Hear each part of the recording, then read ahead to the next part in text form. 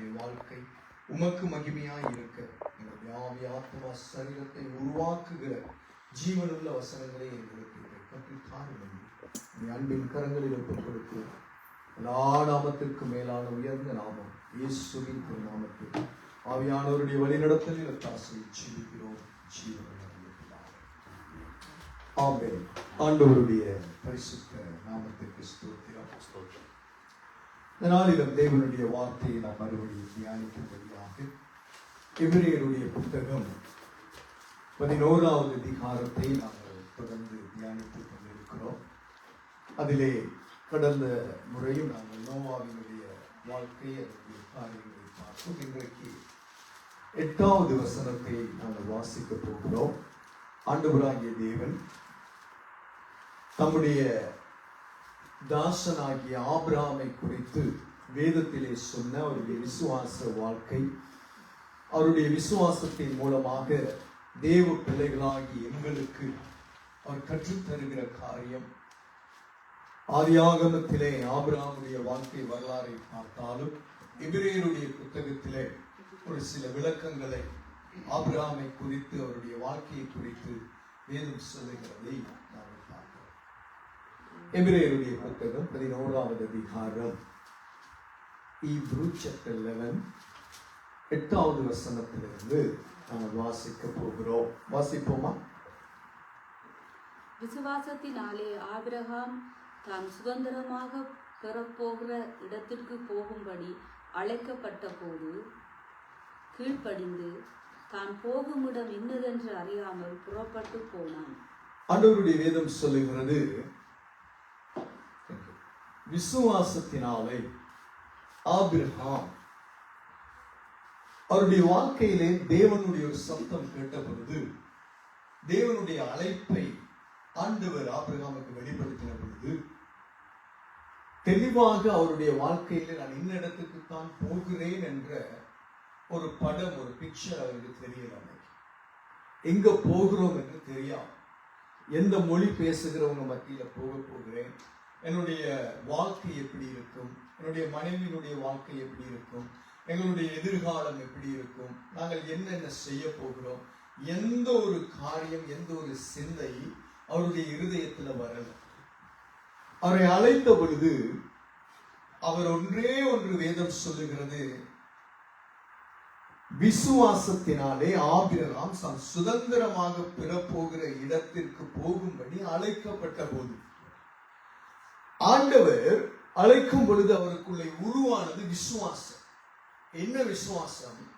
என்னை அழைக்கிற தேவன், என்னோடு பேசுகிற தேவன், என்னை ஒரு நோக்கத்துக்காக தெரிந்து கொண்டு காரியத்தை செய்வதற்கு கூப்பிடுகிற தேவன், எனக்காக யாவையும் செய்து வைத்துதான் என்னை நடத்துவார் என்ற ஒரு வைராக்கியம் உள்ள விசுவாசம் அவருடைய வாழ்க்கையில் இருந்தது.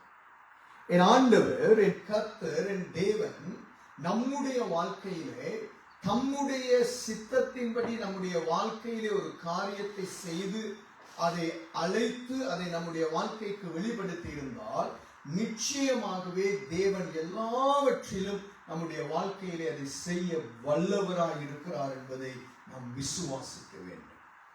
நம்முடைய வாழ்க்கையிலே நாம் எங்க போகிறோம் என்று தெரியல, என்ன நடக்குதுன்னு தெரியல, வாழ்க்கையில் இருக்கிற சூழ்நிலையில எனக்கு இருக்கிற குழப்பங்களில் நான் என்ன செய்வேன் என்று அநேகர் புலம்புகிறதை நாங்கள் பார்க்கிறோம். ஆனால் வேதத்தின்படி நாம் பார்க்கும் பொழுது தேவன் தம்முடத்திலே அன்பு கூர்ந்து அழைக்கப்பட்ட தம்முடைய பிள்ளைகளுக்கு நடக்கிற எல்லா காரியங்களும் நன்மைக்கு எதுவாக மாற்றுவார் என்று ரோமர் 8:28 தெளிவாய் தேவன் சொல்கிறார்.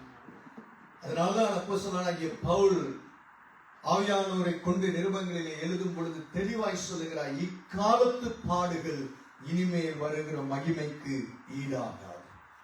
இக்காலத்திலே நாம் படுகிற பாடுகள், இக்காலத்திலே நாம் போகிற பாதைகள், இக்காலத்திலே நாம் சந்திக்கிற போராட்டம், ஒரு நாளிலே தேவன் நம்மை மகிமையில் வைத்து தம்முடைய கிருபையை வெளிப்படுத்தி தம்முடைய அநாதி ஆசீர்வதிக்கப்பட்ட கரத்தினால் நம்மை அணைக்கும் பொழுது, அந்த தேவ பிரசன்னம் நம்மை அனலாக்கும் பொழுது, அந்த மகிமை, அந்த சந்தோஷம், அந்த மகிழ்ச்சியை எந்த மனிதனாலும் சொல்லி முடிக்க முடியாது. அப்ப ஆபிரகாமுடைய வாழ்க்கையிலே கர்த்தர் அழைக்கும் பொழுது ஆதியாகமத்தின் புத்தகம் 11வது அதிகாரம் 12வது அதிகாரத்திலே ஆபிரகாமுடைய வாழ்க்கையின் சில காரியங்களை வேதம் பேசுகிறது. ஆதியாகமத்தின் புத்தகம் 11வது அதிகாரத்தை நீங்க வாசிக்கும் பொழுது வேதம் சொல்லுகிறது, ஆபிரகாமுடைய தகப்பன் பேராகு இந்த ஆபிரகாம், அதே போல அவருடைய மற்ற சகோதரன் ஆரான், இன்னும் ஒரு சகோதரன் நாகோர் என்றவங்களை கூட்டிக் கொண்டு அவர் இன்னொரு இடங்கள்ல சுற்றி அப்படியே ஒரு வட்டம் அடித்து கொண்டு வருகிறார். ஆண்டவர் தகப்பன் மூலமாக செய்ய வேண்டிய ஒரு காரியம், பேராகு மூலமாய் செய்ய வேண்டிய காரியம். லோத்துவனுடைய தகப்பன் ஆரான் என்றவர் தகப்பன் மரிக்கிறதுக்கு முதல்ல மரித்து போனார். ஆபிரகாமுடைய சகோதரன் செத்து போனார். அதுக்கப்புறம் இந்த பேராக என்ன செய்கிறார், நாகோரையும் ஆபிரகாமை கூட்டிக் கொண்டு வரும் பொழுது அங்கே ஒரு இடத்திலே ஆரான் என்ற ஒரு இடம் வருகிறது. அந்த இடத்தினுடைய பேர் ஆரான், செத்து போன மகனுடைய பேரும் ஆரான். என்ன செஞ்சிட்டாரு பேராகு, அந்த இடத்திலே கொட்டியில் போட்டுட்டார். இவர் அங்கிருந்து போகல, நகரல. ஆனால் ஆண்டவர் ஏதோ ஒரு திட்டத்தோடு காய் நகர்த்தி கொண்டு வந்தார். ஆனால் அவர் அங்கேயே அந்த இடம் நல்லா இருக்கு, எல்லாம் வசதியா இருக்குன்னு இருந்ததுனாலே ஆண்டவர் தேராகுடைய வாழ்க்கையிலே அவரை கொண்டு கிரியை செய்கிற ஒரு காரியங்கள் அங்கே நின்று போய்விட்டது. அங்கே அவன் மரித்து போனார். இப்பொழுது நாகோரும் ஆரானுடைய மகன் லோத்து, அதே போல இங்கே ஆபிரகாம், அவருடைய மனைவி சாரா இவர்கள் இருக்கிறார்கள். 12வது அதிகாரத்திலே ஆண்டவர் ஒரு தெளிவான ஒரு காரியத்தை ஆபிரகாமுக்கு சொல்லுகிறார். நம்முடைய வாழ்க்கையிலும் சில நேரங்களில் விசுவாசத்திற்கும் ஆண்டவருடைய வார்த்தையின்படி வாழுகிறதற்கும் சில போராட்டம் நமக்கு வரும். அந்த போராட்டத்தை எப்படி மேற்கொள்ளுவது என்பதை வேத வசனம் நமக்கு விளக்கும். 12வது அதிகாரம் ஆதியாகமத்தின் புத்தகம், Book of Genesis chapter 12 verse 1. Genesis, first book of the Bible. வாசிங்க. கர்த்தர் ஆபிரகாமை நோக்கி, யாரம்மா? ஆபிரகாம். ஆபிரகாம் என்று இருக்கா, ஆபிராம் என்று அபிராமை. ஆபிராமை. அங்க கா இல்ல. ஆபிரகாமை நோக்கி, நீ உன் தேசத்தையும், நீ உன் தேசம். 3 காரியம் அங்க சொல்ல, நல்லா கவனிக்கணும், நல்லா நம்பர் பண்ணணும் பைபிள்ல. ஆண்டவர் அங்க மேல 2 வசனத்தை வாசிங்கம்மா, 11 கடைசி 2 வசனங்களையும், 11 last 2 verses. தேராகு தன் குமாரனாகிய அபிராமையும் அவன் ஆரானுடைய குமாரனும் தன் பேரனுமாய் இருந்த லோத்தையும் தன் குமாரன் ஆபிராமுடைய மனைவியாகிய தன் மருமகள் சாராயையும் அழைத்து கொண்டு அவர்களுடனே ஊர் என்கிற கல்தேயருடைய பட்டணத்தை விட்டு கானான் தேசத்துக்கு போக புறப்பட்டார். எங்க போகணும்? கானான் தேசம். அந்த கானான் தேசம் தான் பிற்கால இன்னைக்கு இருக்கிற இஸ்ரேல் தேசம். இது யாரு கூட்டிக் கொண்டு போக வேண்டி இருந்தது? யாரு? ஆபிரகாமுடைய தகப்பன் தேராக. அங்கதான் போறதுக்கு அவர் அறியாமலேயே தேவன் ஏதோ ஒரு ஊந்துதலை கொடுத்திருக்கிறார். ஆனால் அவர்கள் ஆரான் மட்டும் வந்த போது, ஏன்னா அவருடைய மகனுடைய பேரும் ஆரான், அவர் மரித்துட்டார். ஏற்கனவே அதுக்கு மேல நீங்க வசனங்கள் பார்த்தா தெரியும். மரித்து போனார். அங்கே இருந்து விட்டார். என்ன செஞ்சிட்டாங்க? போன பயணம் எங்க? ஆண்டவர் அழைச்ச நோக்கம், அழைச்ச பாதை, அழைத்த ஒரு காரியம் இருக்கும் என்றால் அதை தொடருவதற்கு நாம் வாஞ்சிக்கிறோம். போராட்டம் வரும் பொழுதோ அல்லது கஷ்டங்கள் நஷ்டங்கள் வரும் பொழுதோ அந்த அழைத்த அழைப்பை விடக்கூடாது, அந்த அந்த தரிசனத்தை விடக்கூடாது, அந்த டெஸ்டினேஷனை பிரேக் பண்ணக்கூடாது இடையில. சோ நமக்கு போராட்டம் வரலாம். ஆனா இங்க இவர்களுக்கு போராட்டம் இல்லை. ஆரான் என்ற ஒரு ஊருக்கு வந்த உடனே அங்கே தங்கிவிட்டார். காரணம், மகனுடைய பேரும் செத்து போனவருடைய பேரு. அதான் நம்முடைய குடும்பத்தில் இருக்கிற காரியங்கள், சொந்தங்கள காரியங்கள், மற்ற உறவுகள், நம்முடைய பரம்பரையில வந்த காரியங்கள் எதுவுமே தேவ ராஜ்யத்தின் கிரியைகளை, செய்கைகளை, அவருடைய ஊழியத்தை தடை பண்ணுவதற்கு இடம் கொடுக்க கூடாது. 1000 போராட்டம் இருந்தாலும் என் தேவனுடைய நாமத்துக்காக வாழ வைத்த காலம் ஒரு பொழுதும் என்ன செய்யக்கூடாது, பின் வைக்கவே கூடாது. எந்த சூழ்நிலையா இருந்தாலும் கடைசி மூச்சு வரை என் ஆண்டவருக்காக வாழுகிற வைராக்கியம், விசுவாசத்தில் நமக்கு அனலாக வேண்டும். அங்க என்ன நடக்கிறது வாசியுங்கள். தேராகிருடைய ஆயுசு நாட்கள். என்ன நடந்தது? அங்கே இருந்த உடனே அங்கே இருந்து விட்டார்கள். அது வாசிங்கம்மா.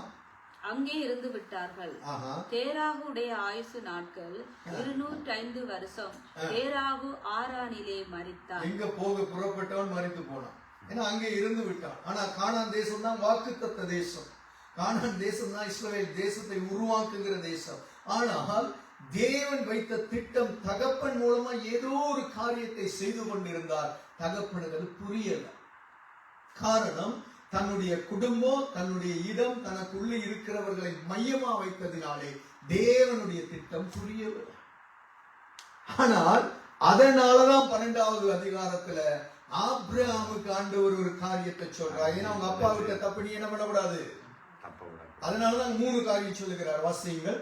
கர்த்தர் அபிராமை நோக்கி நீ உன் தேசத்தை முதல்ல என்ன பண்ணு, உங்க அண்ணன் பேர்ல இருக்கிற தேசம் நீ இருக்க முடியாது. நீ உன்னுடைய தேசம், நீ இருக்கிற இந்த தேசத்தை விடணும் முதலாவது.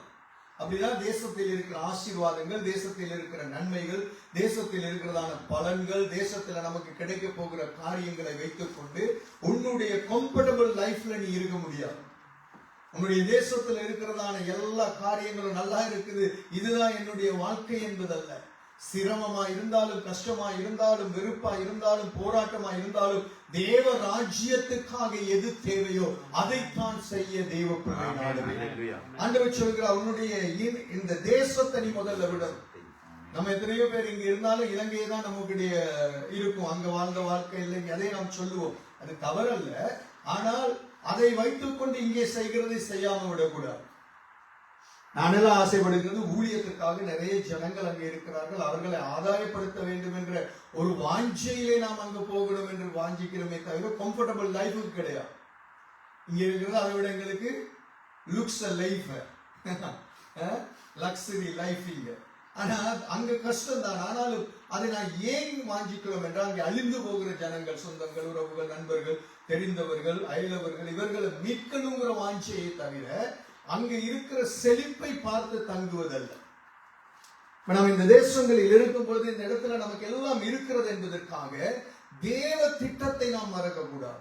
எதற்காக தேவன் அழைத்தார், எதற்காக நம்மை ரட்சித்தார், எதற்காக நம்மை தாயின் கருவிலே தெரிந்து கொண்டார் என்ற உணர்வு நமக்கு இருக்கு. ஆண்டவருக்காக வாழுகிற வாழ்க்கையில என்னதான் தலைகளாக வந்தாலும் தேவனுக்காக நான் வைராக்கியம் கொள்ளுவேன் என்று வாழ வேண்டும். என்ன இடையூறு சாத்தான் என்ன செய்ய முடியும்? மிஞ்சி மிஞ்சி போனா சரீரத்தை கொள்ள முடியும். That's it. ஆண்டவர் சொன்னாரு மத்தேயு 10வது அதிகாரத்துல தெளிவா சொன்னார். 27-28 வாசிக்கும் பொழுது சரீரத்தை கொண்டு அதுக்கப்புறம் ஒண்ணும் செய்ய முடியாதவன் நீ என்ன செய்யாத, பயப்படாத. மரித்த பின்பு சரீரத்துல ஆத்மாவை நரகத்துல தள்ள வல்லவருக்கு பயப்பட. அதுதான் நம்முடைய வாழ்ச்சி. அவருக்கு தான் என்ன செய்ய முடியும்? வியாதிகள் என்ன செய்ய முடியும்? நம்மளை கொல்ல முடியும். பட் ஸ்டில் அதை மத்தியில நாங்க என்ன செய்கிறோம்? எங்களுடைய வாழ்க்கையின் போராட்டம் கொடுக்கலாம், குடும்பத்துல பிள்ளைங்க மூலம் கொடுக்கலாம், சகோதரர்கள் மூலம், தாய் தகப்பன் மூலம் பலவிதம் பிசாசு கொண்டு வரலாம். பட் அதன் மத்தியிலே நம்முடைய விசுவாசம் என்ன? என் தேவன் என்னை அழைத்தவர் எனக்குள் இருக்கிறார், என் ராஜாதி ராஜா எனக்குள் இருக்கிறார், வானத்தையும் பூமியை படைத்த கர்த்தர் என்னை நடத்தி கொண்டிருக்கிறார், அவர் மூலமாய் நான் சேனைக்குள் பாய்வேன், மதிலை நான் தாண்டுவேன். துதிக்கும் பொழுது அங்கே எரிகோ மதிலை உடைத்த தேவன். நாம் ஆண்டவருக்காக செயல்பட ஆரம்பிக்கும் பொழுது, விசுவாசம் அனலாகும் பொழுது, எரிகோ மதில்கள் என்ற தடைகளை நம் வாழ்க்கையில் உடைக்க அவர் போதுமானவர். Believe that in your spirit. 100%. 100% நம்பணும். என் தேவன் பெரியவர். உலகத்தில் இருக்கிறவனை பார்க்கிலும் உங்களுக்குள் இருக்கிறவர் பெரியவர். வாசிங்கம்மா. உன் இனத்தையும். இரண்டாவது என்ன செய்?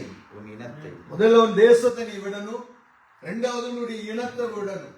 இனம் என்றால் உன்னுடைய இனத்தில் இருக்கிற உன்னுடைய பெருமைகள், உன்னுடைய குலம், கோத்திரம், ஜாதி, மதம், கலாச்சாரம், படிப்பு, அந்தஸ்து, அந்த இனத்துல இருக்கிறதான சொந்தம் பந்தத்தை பிடிச்சுக்கிட்டு இதுதான் என்னுடைய வாழ்க்கை, ஆண்டவருடைய காரியங்களை விட முடியாது. காரணம் நல்லா புரியணும். ஏன் அந்த இனம் என்று அங்க சொல்லணும்? ஆண்டவர் இனங்களை, சொந்தங்களை, நண்பர்களை மறக்க சொல்லல, அவளை வெறுக்க சொல்லல. காரணம், அந்த பின்னணியை பார்க்கும் பொழுது அவர்களுடைய வாழ்க்கை விக்கிரக ஆராதனைக்காரர்கள். அவர்கள் தேவனை அறியாதவர்கள், தேவனை விட்டு தூரம் போகிறவர்கள், தேவனுக்கு விரோதமான காரியங்கள் செய்கிறவர்கள். ஆகவே ஆண்டவர் சொல்லுகிறார் ஆபிரகாமை பார்த்து, நீ உன்னுடைய இனத்தை விட்டுட்டு நீ வா, ஏனென்றால் நான் உன்னை வேறு பிரித்திருக்கிறேன், நான் உன்னை பிரித்தெடுத்திருக்கிறேன், நான் உன்னை ஒரு நோக்கத்துக்காக அழைத்திருக்கிறேன். சோ நீ உலகத்துக்குரியவன் அல்ல. அதனாலதான் ஆண்டவர் சொன்னார், உலகத்துக்கு ஒத்த வேஷம் தரிக்க முடியாது. நம்முடைய தேவன் பெரியவர், அவர் நம்மை பிரித்தெடுக்கிறார், தம்முடைய வேலைக்காக தெரிந்தெடுக்கிறார். அவர் அழைத்த அழைப்பு வித்தியாசமானது. அந்த தேவன் நம்மிடத்தில் எதிர்பார்க்கிறது என்ன? என்னை அழைத்த தேவனுடைய சித்தம் செய்ய நான் வாழுவேன் என்ற ஒரு வைராக்கியம். அதைத்தான் தேவன் இங்கே ஆபிரகாமிடத்தில் எதிர்பார்க்கிறார். நீ உன்னுடைய இனத்துல நீ இருந்தே என்றால் அவன் உன்னை இவ்வளவு நாள் பார்த்த மாதிரி தான்டா பார்ப்பான். உன்னை ஆபிரகாமுக்கு பிள்ளை இல்லாதவன் மலரன்னு தான் பார்த்துக்கிட்டு இருப்பானே தவிர நான் செய்ய போகிற காரியம் அவனுக்கு புரியாது. 90 வயசாகுது, இப்ப இவனுக்கு அழைக்கும் கூட 75 வயசுன்னு சொல்றாங்க. 75 வயசாகி குழந்தை கிடையாது. ஏன்னா மனைவி அங்க மலடி என்று வேதம் சொல்லுகிறோம். அதைத்தான் சொல்லிக் கொண்டே இருப்பார்கள், குறையை சொல்லிக் கொண்டிருப்பார்கள், குற்றங்களை சொல்லிக் கொண்டிருப்பார்கள். உன்னுடைய இனம் நீ போ, நீ அன்பு காட்ட. ஆனா உன்னை வெறுப்பார்கள், உன்னை ஒதுக்குவார்கள், உன் குறையை சொல்லுவார்கள். ஆனால் நான் உன் குறைவிலே நிறைவை கொண்டு வருகிற தேவன், என்னை நம்பி வா. அதான் அழைப்பு. உன்னுடைய குறையை பார்க்கிறவர் அல்ல, உன் குறையிலே என்னுடைய நிறைவை வைத்து உன்னை உருவாக்குகிற தேவன். நான் உனக்கு சொல்லுகிறேன், உன் இனத்தில் இருந்து நீ வெளியே வா. இயேசு அதான் சொன்னாரு. அவங்க சொந்தங்கள் பந்தங்கள் உறவுகள் எல்லாம் என்னது? இயேசு இவன் தச்சன் அல்லவா, இவன் யோசேப்பின் குமாரன் அல்லவா, இவன் மரியாளுடைய குமாரன் அல்லவா, சகோதரர்கள் அங்க இருக்கிறாங்களே, இவனுக்கு எப்படி இப்படிப்பட்ட ஞானம் வந்தது? இதைத்தான் அவங்க சொன்னாங்க. அதைத்தான் ஆபிரகாம் அன்னைக்கே ஆண்டவர் சொன்னாரு, இதெல்லாம் மனுஷன் சொல்லுவாண்டா, நான் உனக்குள் செய்ய போகிறது வானத்து நட்சத்திரங்களை போல ஒரு சந்ததியை உனக்குள் உருவாக்க போகிறேன். கடற்கரை மணலை என்ன முடியும் என்றால் எண்ணட்டும். நீ இந்த மனுஷன் கிட்ட இருந்தால் அதுதான் உன்னுடைய வாழ்க்கை. உனக்குள் நான் வைத்திருக்கிற நோக்கம் பெரிது. நாம் விசுவாசிக்கணும். நம்ம ஆண்டவருடைய தேவ பிள்ளை, உங்களுடைய விசுவாசம் அப்படி இருக்கணும்.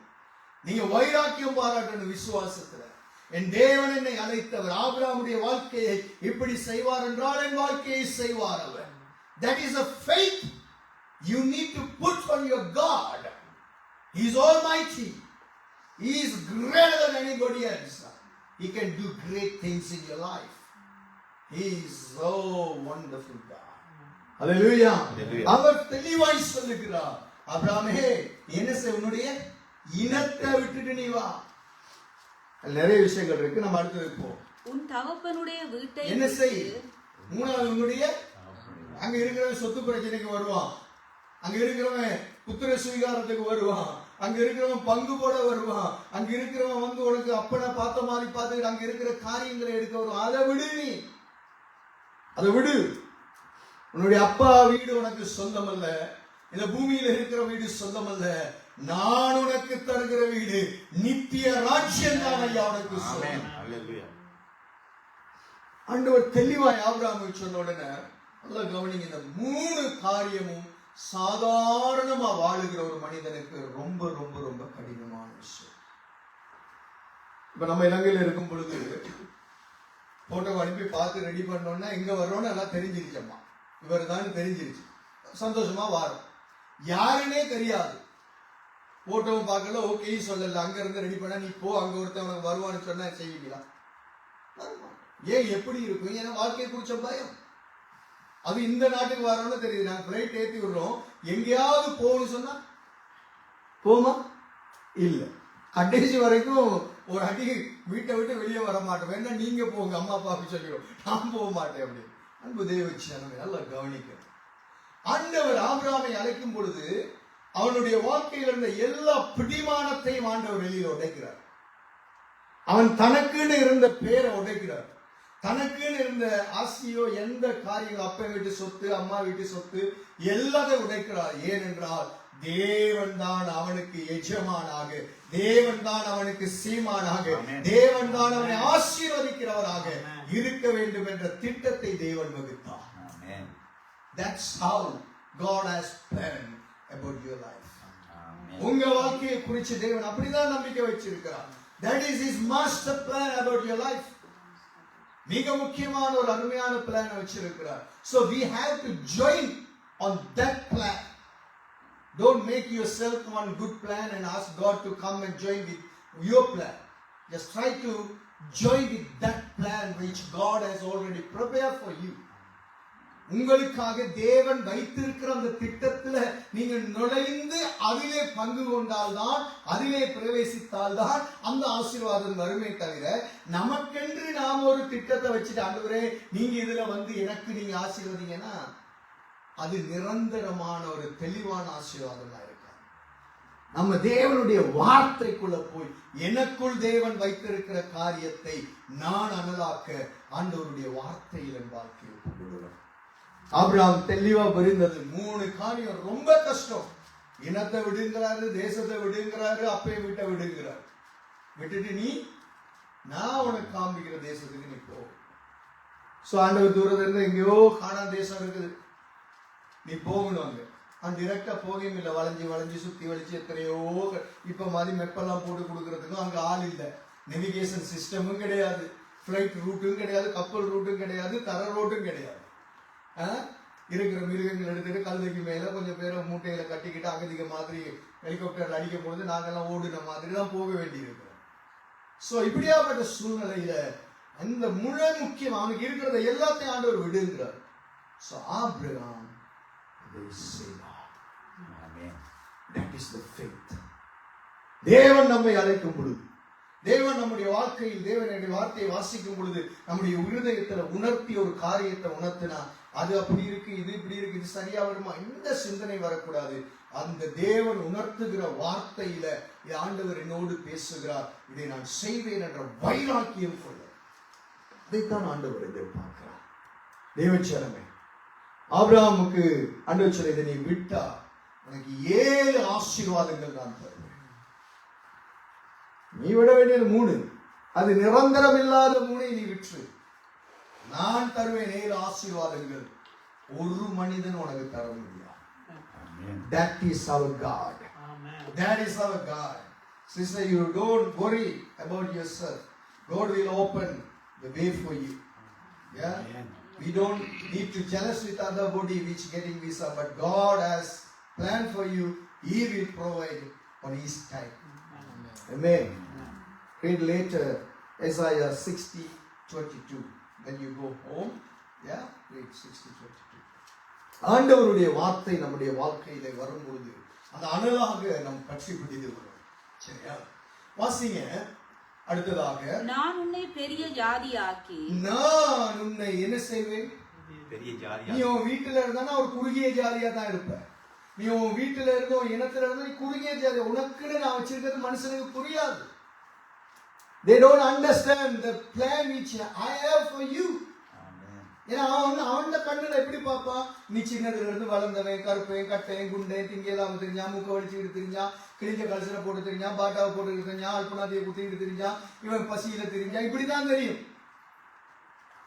ஆனா தேவன் எப்படி பார்க்கிறார்? தாயின் கர்வத்திலே உருவாக்குவதற்கு முன்பதாகவே அவர் ஒரு திட்டம் தீட்டி வைத்தார். அந்த திட்டத்துக்கு இப்பொழுது ஆபிரகாமை அழைக்கிறார். கடந்த வாரம் நான் பிரான்ஸ்ல வந்து நான் ஏன் பிறந்தேன் என்ற தலைப்பில் ஒரு செய்தி பேசினேன். ரொம்ப ஆசீர்வாதமாக அனைவருடைய கண்கள் கலங்கி தேவனுடைய வார்த்தைக்கு ஒப்புக்கொண்டார். கர்த்தருடைய வார்த்தை எவ்வளவு ஜீவன் உள்ள தேவ பிள்ளையே. ஆண்டவர் சொல்லுகிறார், ஆபிரகாமே நான் உன்னை பெரிய ஜாதி ஆக்குவேன். Nobody else can do that in your life, but I will make you a great nation. பெரிய ஒரு ஜாதியாக நான் உன்னை உருவாக்குவேன். இரண்டாவது, உன்னை ஆசீர்வதித்து உன்னை நான் ஆசீர்வதிப்பேன். உன் பேரை நான் பெருமைப்படுத்துவேன். நீ ஆசீர்வாதமாகவே இருப்பாய். Don't put your eyes on your father's house. அப்பா வீட்டுல இருக்கிறத வைக்காத கண்ணே, உன் தேசத்துல இருக்கிறத வைக்காத, உன்னுடைய இனத்துக்கிட்ட இருக்கிறத வைக்காத, நான் கொடுக்கிறதில் உன்னுடைய கண்ணை வை. நான் வைத்திருக்கிற திட்டத்தை புரிந்து என்னுடைய ஆண்டவர் உங்களுக்காக வைத்திருக்கிற திட்டங்கள் பெரிது தேவ பிள்ளையே. Nobody can see that kind of blessing that God already has in his hand for you. உங்களுக்காக தேவன் வைத்திருக்கிறார். Amen. So you need to believe that in your heart, 100% in your heart, and just pray to go to your room and say, God, thank you for your blessings which you have for me. எனக்காக நீர் வைத்திருக்கிற உம்முடைய ஆசீர்வாதங்களுக்காக நன்றி ஆண்டவரே. நான் இதற்காக அல்ல, இந்த அழிந்து போகிறதுக்கு அல்ல, உம்முடைய திட்டத்துக்கு I will join with you, your plan which you have for me. That is the blessings we need to expect in our life. அதான் எதிர்பார்க்கணும், அதான் ஏற்றுக்கொள்ளணும், அதான் வாஞ்சிக்கணும். We need to get the thirst about that kind of blessings in the heavens which God has already. எபேசியர் 1:3 சொல்லுகிறது, ஆவிக்குரிய சகல ஆசீர்வாதங்களினாலும் அவர் நம்மை ஆசீர்வதித்து இருக்கிறார். Try to get that kind of blessing in your life. You need to fill with that blessings, heavenly blessings. அப்ப ஆபிரகாமுக்கு என்ன சொல்றாரு? நீ ஆசீர்வாதமாவே இருப்படா. யோசிச்சு பாருங்க, எப்படியாப்பட்ட ஒரு ஆசீர்வாதம். ஆண்டவர் அதை அவனுடைய வார்த்தையில 3 காரியத்தை நீ விட்டு வந்தால் இது உனக்கு உண்டு. அடுத்ததுமா, உன்னை ஆசீர்வதிக்கிறவர்களை ஆசீர்வதி. அது மாத்திரமல்ல, உன்னை யாரெல்லாம் ஆசீர்வதிக்கிறார்களோ, உனக்கு யாரெல்லாம் நன்மை செய்கிறார்களோ, யாரெல்லாம் உதவி செய்கிறார்களோ, யாரெல்லாம் உனக்கு ஒரு கலசம் தண்ணீர் கொடுக்கிறார்களோ அதை கூட தேவன் மறக்க மாட்டார். மத்தேயு 10:42 சொல்லுகிறது, அவருடைய நாமத்தின் நிமித்தம் ஒரு கலசம் தண்ணீர் கொடுத்தா கூட, தீர்க்கதரிசிக்கான பலன்ல கொடுத்தா அது மாதிரி கொடுப்பாராம், தண்ணி கொடுத்தா கூட அதனான பலனை அவர் கொடுப்பாராம். அதை ஆபிரகாமுக்கு சொல்றார், ஆபிரகாம், உன்னை ஆசீர்வதிக்கிறவனை நான் ஆசீர்வதிக்கிறேன். So they will blessed because they blessed already Abraham. Abraham ஆசீர்வதிச்சா? அதை இன்னைக்கு நிறைய ஊழியர்கள் சொல்லுவாங்க, தங்களுக்கு சபைக்கு கொடுத்து அந்த ஊழியக்காரனுக்கு கொடுத்து ஆசீர்வதிச்சா தேவன் உங்களை ஆசீர்வதிப்பார்னு சொல்லுவாங்க. பட் அதுக்கு வேதத்தில் ஆதாரம் கிடையாது. ஊழியனை நேசிக்கிறது நல்லது, கொடுக்கிறது நல்லது, அதுக்கு நான் எதிரி அல்ல. ஆனா அப்படி கொடுத்தா எனக்கு ஆசீர்வாதம் வரும் என்று சொல்லுவதை வேதத்தில் புதிய ஏற்பாட்டில் டிரெக்ட் பைபிள் வேர்ஸ் கிடையாது. உதவி செய்யுங்க, கொடுங்க, ஊழியனை தாங்குங்க எல்லாம் இருக்கிறது. ஆனா இப்படியாப்பட்ட எதிர்பார்ப்புல நாம் எதையுமே செய்யக்கூடாது. அன்பின் நிமித்தம் தான் புதிய ஏற்பாட்டில் நாம் காரியம் செய்ய வேண்டும். வாசிங்க, உன்னை சபிக்கிறவனை சபிப்பேன். உன்னை சபிக்கிறவனை நான் என்ன செய்வேன்? இது புதிய ஏற்பாட்டில் கிடையாது. அதனாலதான் எல்லா ஆசீர்வாதங்களும் ஆபிரகாமுடைய நமக்கு சொந்தம் கிடையாது. புதிய ஏற்பாட்டில் இன்னொரு மனுஷனை நாம் என்ன செய்ய முடியாது? சபிக்க முடியாது. அவங்களை யாராவது ஆபிரகாம் போற இடங்கள்ல யாராவது விரோதமா செயல்பட்டா அவர்களுக்கு விரோதமாக தேவன் செயல்பட்டு இருக்கிறார், நடந்திருக்கிறது. ஆனால் புதிய ஏற்பாட்டில் நாம் மற்றவர்களை சபிப்பதற்கு நமக்கு அனுமதி கிடையாது. We don't have any என்ன சொல்றது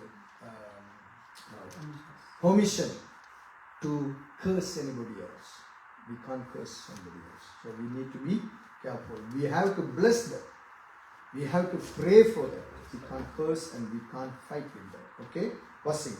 பூமியில் உள்ள வம்சங்கள் எல்லாம், பூமியில் உள்ள வம்சங்கள் எல்லாம் உனக்குள் ஆசீர்வதிக்கப்படும். யானியோ அப்பேருக்க மாத்திரம் அந்த வம்சத்தை அந்த இனத்தை மட்டும் பார்த்துக்கிட்டு இருக்காத, உன்னூடாக பூமியில் உள்ள எல்லா வம்சங்களையும் நான் ஆசீர்வதிப்பேன். Amen. Hallelujah. What a great God that we worship.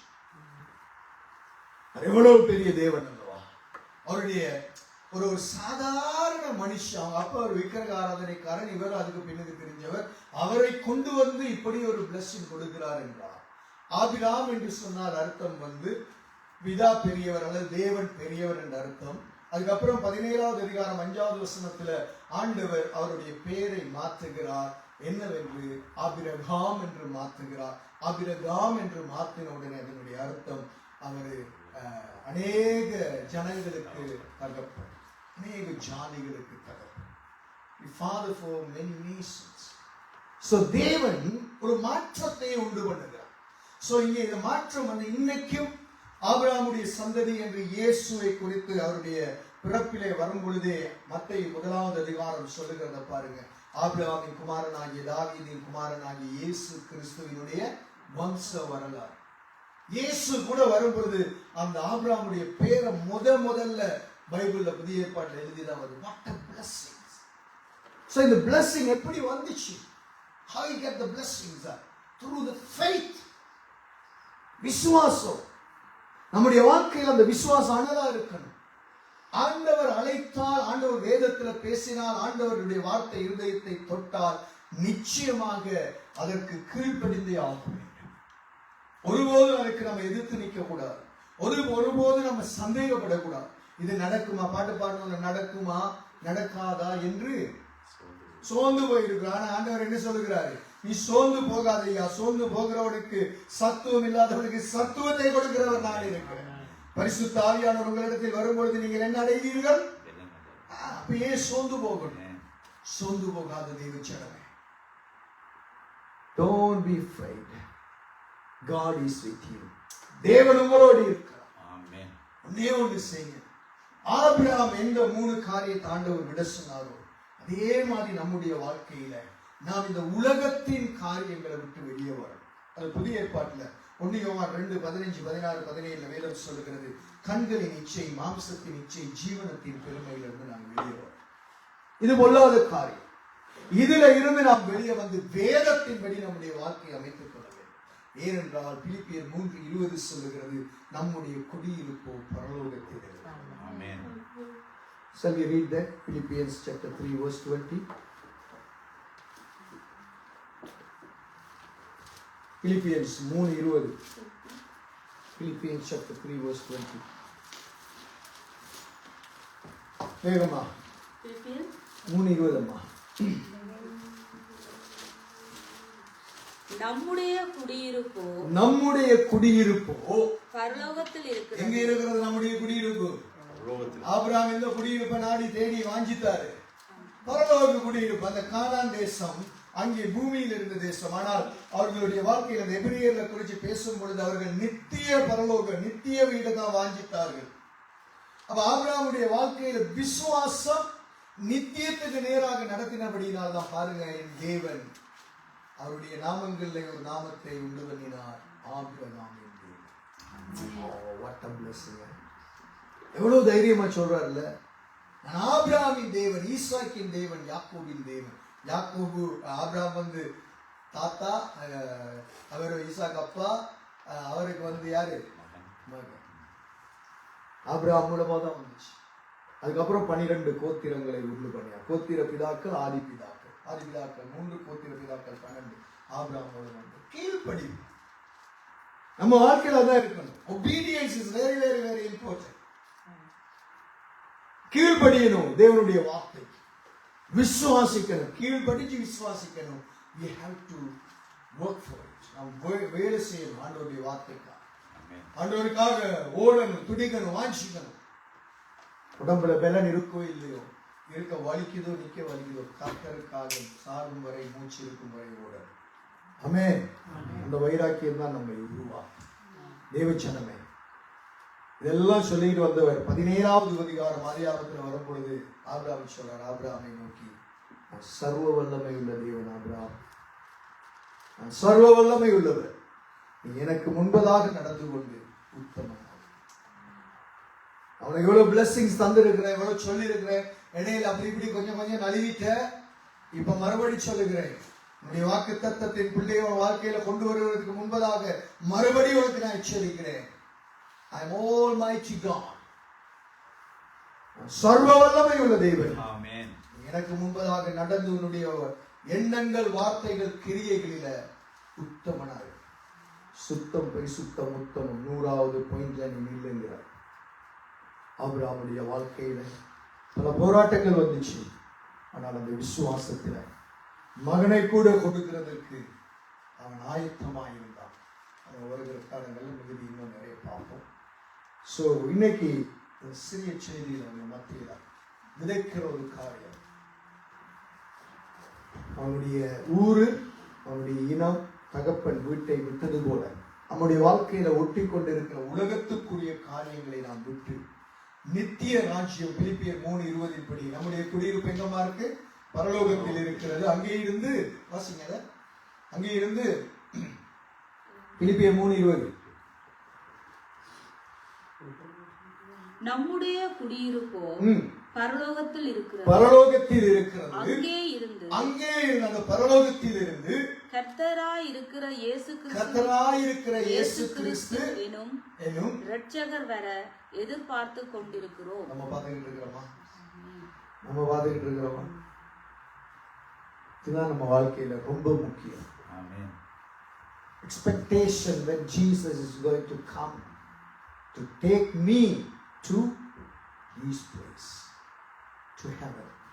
நம்மை அழைத்து கொண்டு போக அவர் வர முதலாவது நூற்றாண்டில் அப்போஸ்தலனாகிய பவுல் ஆவியானவர் மூலமா சொல்கிறார். நாங்கள் அதை தான் பார்த்துக்கிட்டு இருக்கோம். எங்களுடைய வாஞ்சியெல்லாம் இப்ப இயேசு வருவார். இந்த வாஞ்சி நமக்கு இருந்தால் விசுவாசம் பலக்கும். இந்த வாஞ்சி நமக்குள் இருந்தால் பரிசுத்தம் வாழ்க்கையில அதிகரிக்கும். இந்த வாஞ்சி நமக்குள் இருந்தால் கீழ்ப்படிதல் அதிகரிக்கும். இந்த வாஞ்சி நமக்குள் இருந்தால் கர்த்தருக்காக ஓடுகிற வைராக்கியம் பெருகும். இந்த வாஞ்சி நமக்குள் இருந்தால் பல ஜனங்களை கர்த்தருக்குள் உருவாக்குவதற்கு கர்த்தர் நம்மை பயன்படுத்துவார். கண்களை மூடி எல்லாரும் எழுந்து நின்று தேவ பிரசன்னத்திலே ஆண்டவர் நம்மை வழிநடத்தும்படியாக, கர்த்தருடைய கிருபை நம்மை மூடும்படியாக, தேவாவியானவர் நம்மை அனலாக்கும்படியாக ஒரு நிமிஷம் எல்லாரும் கண்களை மூடி ஜெபத்திலே ஆபிரகாமுடைய வாழ்க்கையில் இருந்த அந்த விசுவாசம், காணாதவைகளை குறித்து தேவ எச்சரிப்பை அவன் பெற்று தேவன் அழைத்த சத்தத்தை கேட்டு அவனுடைய தேசம், அவனுடைய இனம், அவனுடைய தகப்பனுடைய வீட்டு ஆசீர்வாதம் எல்லாத்தையும் விட்டுட்டு கர்த்தர் காண்பித்த தேசத்தை நோக்கி புறப்பட்டு போனவழினாலே அநேக ஜாதிகளுக்கு தகப்பனாக அவனுடைய வாழ்க்கை இன்னைக்கும் நமக்கு முன்னுதாரணமாய் இருக்கிறது. நம்முடைய வாழ்க்கையிலே கர்த்தரை நோக்கி ஆண்டவரே உமக்கு உண்மையாய் உத்தமமாய் நான் வாழ விரும்புகிறேன் ஐயா. நான் உமக்கு முன்பதாக நடந்து கொண்டு உத்தமனாய் இருக்க வாஞ்சிக்கிறேன் தகப்பனே. நீ சர்வ வல்லமை உள்ள தேவன். நீர் எனக்கென்று ஆயத்தம் பண்ணி வைத்திருக்கிற உம்முடைய திட்டங்கள், உம்முடைய நோக்கங்கள், உம்முடைய எல்லா விதமான ஆசீர்வாதங்களுக்கு முன்பதாய் தருகிறேன். நானும் என் வீட்டாரும் என்றால் உண்மையே சேவிக்கிற கிருபையை எங்களுக்கு தாரும். தொடர்ந்து உங்களுடைய அற்புத கடமைகளை நடத்தட்டும் என்று சொல்லி அதை நோக்கி பார்ப்பீங்களா? ஒரு நிமிஷம் ஆண்டவரோடு பேசுங்க. தேவனுடைய வார்த்தை நம்மோடு கூட பேசி இருக்கிறது. தேவன் நம்மோடு கூட பேசும்படியாக, கர்த்தர் நம்மை வழிநடத்தும்படியாக ஒரு நிமிடம் ஆண்டவரோடு பேசுவோம். இந்த நேரம் உங்களுடைய நேரம்.